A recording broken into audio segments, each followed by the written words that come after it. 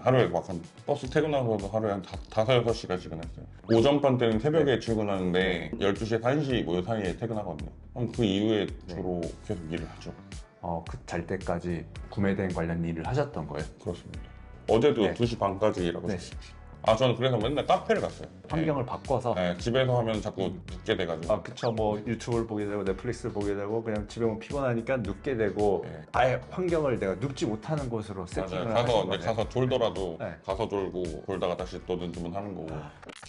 버스 운전하면서 부업하는 저물이라고 합니다. 그럼 뭐 어떤 버스를 혹시 운전하시나요? 저는 신림동 쪽에서 시내버스 운전하고 있습니다. 저희가 알고 아, 있는 맞습니다. 초록색, 파란색 뭐 이런 네, 버스. 맞습니다. 하루에 9시간 일을 하고요. 주 5일째 좀 더 할 수도 있고 그렇긴 합니다. 예. 그런데도 불구하고 부업할 시간이 있으신 거예요? 레버리지를 활용해서 직원들을 네. 쓰고 알바를 쓰고 해서 레버리지를 이용해서 저는 중요한 것만 하고 잘 돌아간지 확인하고 업무들을 다 나눠주고 그렇게 하고 있습니다. 처음부터 그렇게 하진 못하셨을 거 아니에요? 그렇죠. 처음엔 저 네, 직원 쓰는 것 처음에, 자체를 네. 엄청 무서워했고 사람을 어떻게 써야 될지도 잘 몰랐고 네. 근데 어떻게 해서 그러면 이 온라인 사업 자체를 일단 시작을 하게 되셨어요? 제가 일단 네. 돈이 벌고 싶어서 네. 부업을 다 시작하잖아요. 처음엔 이게 50만 원만 벌고 싶어서 아. 시작했는데 하다 보니까 스케일이 점점 커지고 하다 보니까 처음 시작했던 부업은 어떤 거였어요? 강의를 네. 듣고 구매 대행 먼저 시작했습니다. 중국 구매 대행을 시작하신 구매 거예요? 대행 시작했어요. 20년도부터 본격적으로 시작한 것 같습니다. 그럼 완전 그 코로나 시기를 한창 관통해서 오셨을 텐데 그때 어려움도 많이 있었잖아요, 사실. 배송 그렇죠. 자체가 안 되고. 그렇죠, 럴 그렇죠. 때는 어떻게 하셨어요? 일단 저지르고 봐서 네. 배송이 안 가면 손님들한테 그냥 죄송하다고 말하고 어쨌든 저는 되게 좀 손님들한테 무조건 그냥 죄송하다고 하는 편입니다. CS 하시면서 막 그럼 스트레스를 받거나 이러지는 않으세요? 엄청 스트레스 많이 받죠. 솔직히 전화가 오면 네. 그럴 땐 되게 많이 힘들었습니다. 사실 중국 구매 대행은 1, 2년 하는 것만으로도 쉬운 일이 아닌데 어떻게 이 4, 5년을 끌고 오실 수가 있었어요? 지금 이제 최대한 손 많이 안 가고 반품이 없고 이런 쪽으로 하고 있어요. 반자동도 하고 대량도 하고 하는데 반품이나 이런 거 클레임이나 이런 거 없게 하려고 주로 공장에 나가는 부품류나 이런 거 많이 하고 있고 알리에서 있는 걸로 하는 편이라 알리에서 주문하고 반품도 그냥 알리에서 하고 하면 타오바오나 이런 거보다도 알리를 주로 소싱처로 삼고 지재권이나 이런 중국 구매 대행하면 항상 문제가 되는 그런 그런 거- 부분들을 제외한 카테고리 상품들을 하다 보니까 지금까지 계속 유지를 하고 계신 거네요. 최대한 내가 해봤던 거 잘 되는 애들만 골라서 계속 하는 편이고 딱 해봤다가 뭔가 문제가 있다 그런 상품은 바로바로 지워버리고 4, 5년 하면서 노하우도 쌓이고 어느 정도 매출도 계속 나오고 하는데도 불구하고 또 다른 것들을 시도한 걸로 이제 알고 있는데 일본은 어떻게 하다 이렇게 가시게 된 건가요? 구매 대행 할 때 알게 돼서 네. 같이 강의를 듣고 알게 돼서 일본을 왔다 갔다 하고 네. 뭐 그렇게 했었습니다. 처음엔 명품 사입해서 네. 하는 걸 많이 했었고요. 나중에 궁금한 게 되게 많아서 도매상도 돌아다녀보고 네. 아울렛도 돌아다녀보고 뭐 그랬습니다. 그 일본 뭐 스트릿 매장이나 백화점에서 명품들을 사서 국내에 들여와가지고 리셀 플랫폼이나 이런 데서 판매를 하신 건가요? 네, 맞습니다. 무턱대고 가서 한다고 쉬운 건 아니잖아요. 저도 원래 패션이나 이런 쪽에 좀 관심이 많은 편이긴 한데 네. 그때는 젊은 사람들이 뭐 슈프림이나 이런 것도 관심이 많고 네. 샤넬도 사시는 분이 많고 막 그런 거 크림에서 사실 되게 알게 됐어요. 네. 그래서 이게 이렇게 수요가 많구나. 네. 그럼 내가 이걸 싸게 사오면 더 비싸게 팔 수 있겠다.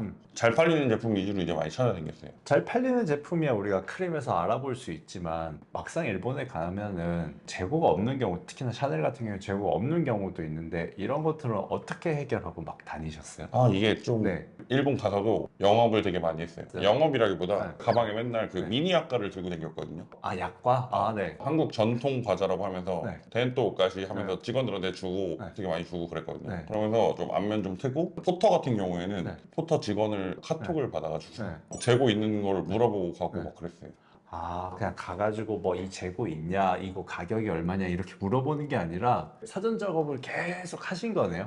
거의 네. 계속. 어떻게 보면 영업의 일종인데 이런 생각을 어떻게 하셨어요? 언젠가 그 보험 영업하시는 분이 홍삼 스틱을 명함이랑 네. 같이 준다고 네. 그걸 본 적이 있었거든요, 유튜브에서. 네. 그래서 나도 뭔가 이 사람들이 나를 기억할 수 있는 뭔가를 만들어야겠다 해서 그걸 그렇게 했죠.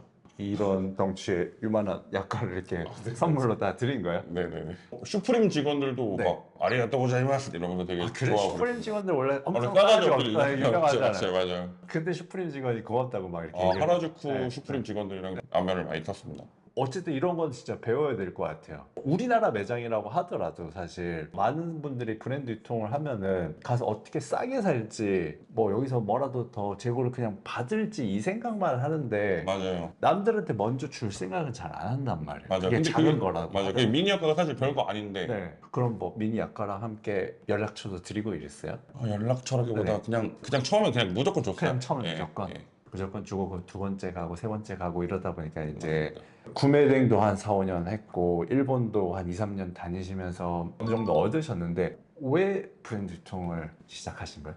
솔직히 구매되기 되게 많이 힘들어요. 솔직히. 아, 그렇죠. 힘들죠. 네. 네. 이런 게 되게 많이 네. 힘들어서 안정적이고 아. 좀 사람들이 아는 물건을 팔고 싶다. 네. 약간 이런 거.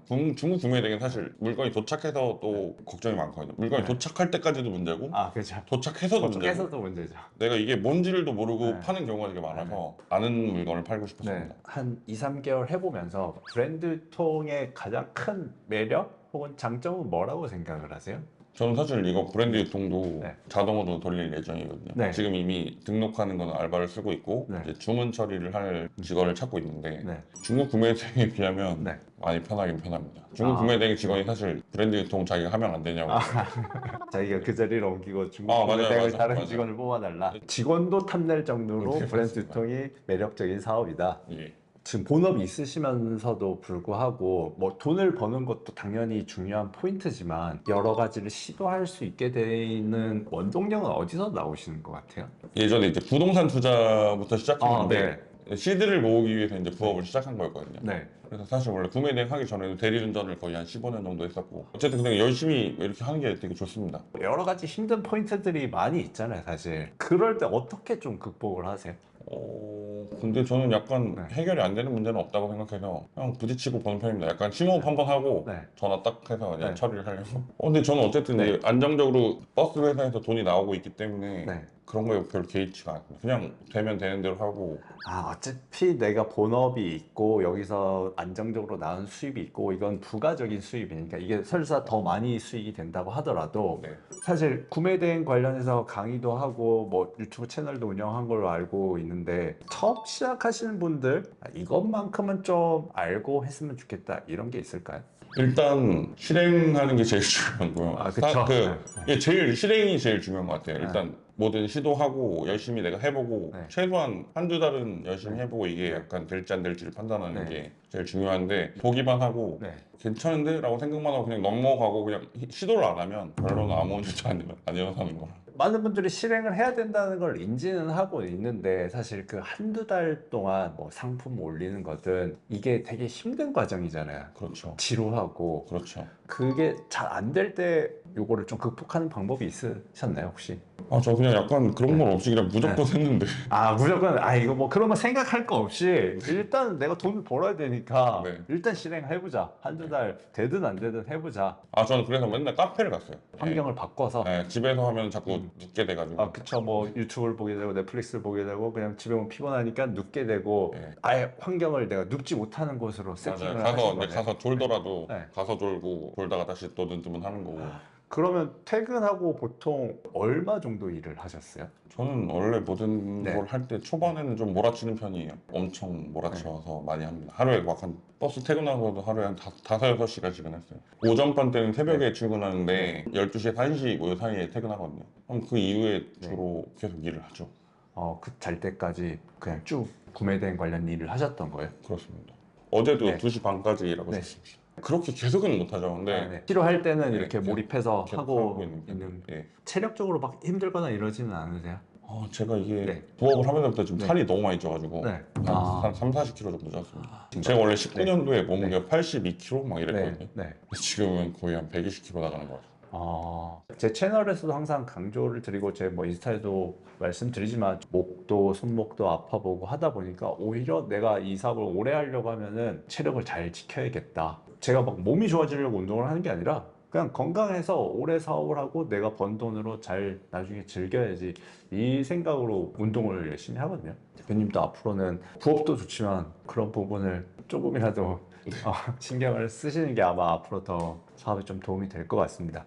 마지막으로 그러면 처음 온라인 사업 접근했을 때, 부업이라는 걸 고민했을 때, 그때 심정으로 한마디를 해주시면. 제가 브랜드 유튜브를 시작하게 된 거는 요즘 하는 부업 중에서 사실 제일 쉽다고 생각해서 브랜드 유튜브를 시작한 거고, 꾸준히 매출이 나고 있고, 네, 안정적인 수익을 가져가고 있거든요. 생각이 있으신 분들이라면 한번 시도해 보는 것도 나쁘지 않습니다.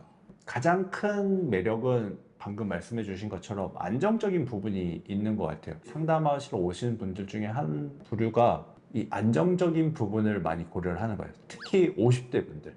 예전에는 퇴직하고 프랜차이즈 뭐 치킨집 이런 거를 고려를 많이 하셨는데 안정적인 수요가 있고 프랜차이즈라는 브랜딩의 힘을 믿고 있기 때문에 하신 거였거든요. 근데 예전이랑은 달라졌죠. 지금 자영업, 요식업이 쉽지도 않고 배달 관련된 이 매출 수수료 때문에 상당히 어려운데 그거에 비해서 온라인 사업 안에서도 브랜드 유통만큼은 이미 알려져 있는 브랜드 제품을 유통을 하는 거니까 혹 이 브랜드가 좀 인기가 죽었다고 하더라도 다른 인기 있는 브랜드를 유통을 할 수 있고 브랜드의 힘은 계속 간다는 거예요. 아직도 혹시라도 브랜드 유통에 고민을 갖고 있다. 그 고민을 잠깐 내려놓으시고 한두 달만 제 채널에 있는 영상들 보시면서 한번 시작을 해보셨으면 좋겠습니다. 제가 네. 처음에 사실 시작했을 때 유튜브 보고 일단 아울렛부터 가서 네. 보라고 하셔가지고 네. 가산동 아울렛을 진짜 거의 맨날 가서 처음에 좀 초반에 맨날 갔었거든요. 네. 거기에 있는 거를 그냥 크림에다가 올려서 팔아봤었어요.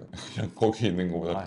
비싸게. 너무 어렵게 생각하지 마시고 맞아요. 물론 지금은 아울렛에 있는 거 크림에 팔면은 마진이 그렇게 많지는 않을 거예요. 그렇죠. 시작하셨을 때에 비하면은 네. 그럼에도 불구하고 그 안에서 찾다 보면은 마진이 남는 게 있긴 있잖아요. 맞아요.